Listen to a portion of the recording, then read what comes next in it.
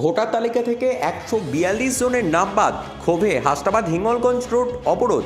হাসনাবাদ ব্লকের 30 নম্বর বুথ এলাকায় ভোটার তালিকা থেকে 142 জনের নাম বাদ পড়ায় চরম ক্ষোভ ছড়ায় স্থানীয়দের মধ্যে। ঘটনাটি হাসনাবাদ হিঙ্গলগঞ্জ রোডের ইটভাটা মোড় এলাকার। স্থানীয়দের অভিযোগ, ভোটার তালিকায় নাম বাদ যাওয়ার বিষয়টি নিয়ে তারা একাধিকবার সংশ্লিষ্ট দপ্তর, বিএলও, ইআরও এবং বিডিও অফিসে যোগাযোগ করেও কোনো সদুত্তর পাননি। দীর্ঘদিন ধরে সমস্যার সমাধান না হওয়ায় ক্ষুব্ধ ভোটাররা শেষ পর্যন্ত রাস্তায় নেমে অবরোধ করে বিক্ষোভ দেখাতে বাধ্য হন। এই ঘটনায় এলাকায় সাময়িক যান চলাচল ব্যাহত হয় এবং উত্তেজনা সৃষ্টি হয়। এরপর ঘটনাস্থলে আসে হাসনাবাদ থানার পুলিশ এবং কেন্দ্রীয় বাহিনীর জওয়ানরা। বিক্ষোভকারীদের সঙ্গে কথা বলার পর অবরোধ উঠে যায়।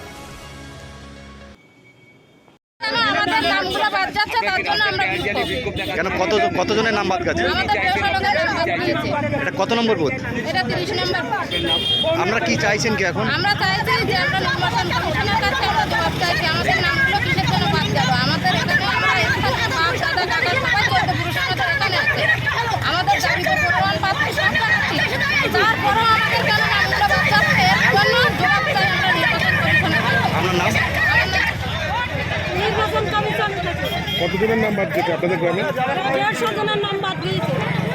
আপনারা কি এই দেশের নাগরিক তো?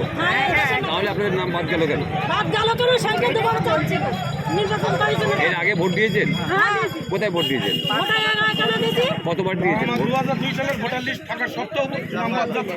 পজ করো। ভোট কার পাঁচবার দেওয়া হয়েছে? আপনাদের আমাদের বুথে 142 জন ভোটার বাদ গিয়েছে। তার মধ্যে 112 জন মতন প্রায় বৈধ ভোটার আছে। এই বৈধ ভোটারদের বাদ কেন হলো তার জন্য আমরা আন্দোলন বিক্ষোভ করছি টায়ার জ্বালিয়ে। এটা আমাদের খোলুল 30 নম্বর বুথ। কতজন বাদ গেছে? 142 জন আমাদের ডিলিট হয়েছে। আমরা কি চাইছেন কি? আমরা চাইছি যারা বৈধ ভোটার তারা লিস্টে ফিরে আসুক। যারা বাংলাদেশি তাদের বিষয়টা আলাদা, তাদের নিয়ে আমরা কোনো আন্দোলন প্রতিবাদ করছি না। আমরা প্রতিবাদ করছি যে বৈধ ভোটার কেন বাদ দেওয়া হবে, যাদের উপযুক্ত নথি আছে তাদের কেন বাদ দেওয়া হবে। যারা এখানে অনেক বয়স্ক মহিলা আছে, যাদের বয়স দেখা যাচ্ছে 70 বছর।